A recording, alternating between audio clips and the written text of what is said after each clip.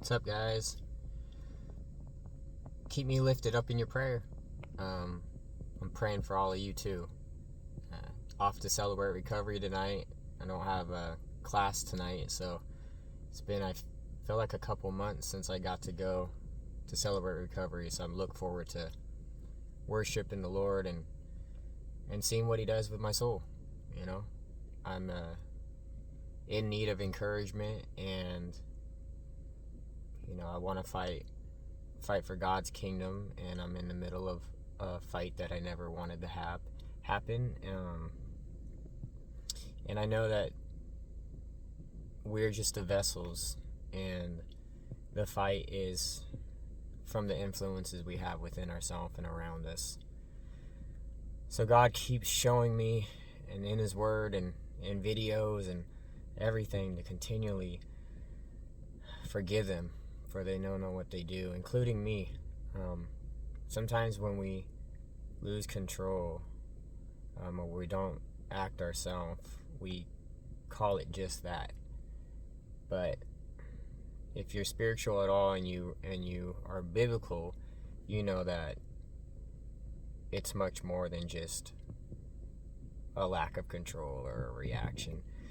It's a reflection of what's going on in the spirit with us. So they say that everything in the darkness will come to the light, and the darkness is at war with the light. So it's going to do its best to stay in the darkness and keep its hold on those that it has a hold on. So I pray in this video that any chains and generational curses and dominions of Satan and his army, I pray that those are broken from you and uprooted from you. I pray that you will be delivered, that you seek God, and in a personal relationship like it is air itself, that we can see where we are really at and the influences that we have, that we can get to the core of the hurt and trauma and allow God to be there, like we've allowed the enemy to be there in our hurts and traumas. God never wanted anyone to have hurt and trauma.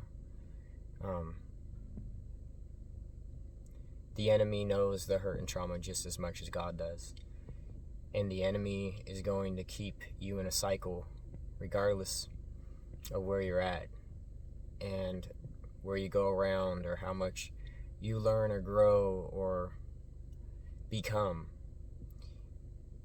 If we don't really heal and know that we are at war, it'll be for naught. So I hope this helps. It takes more than just looking in the mirror. It's really looking within ourselves. And that's hard because you're going to have everything keep you blind to what's going on in yourself.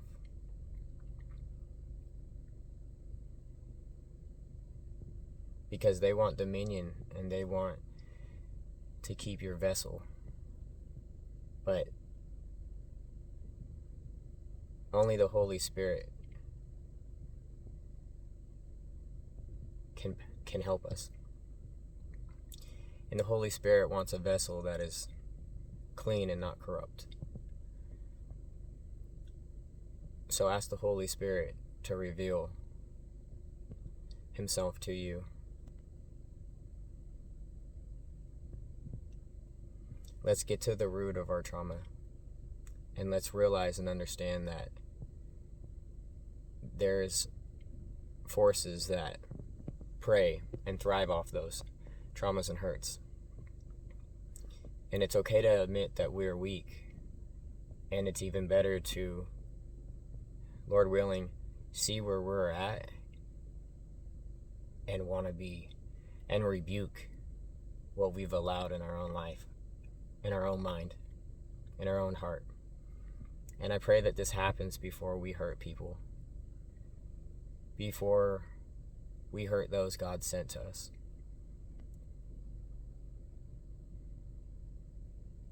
Love you guys. Keep me in your prayer. Regardless, I know His kingdom come in heaven and on earth.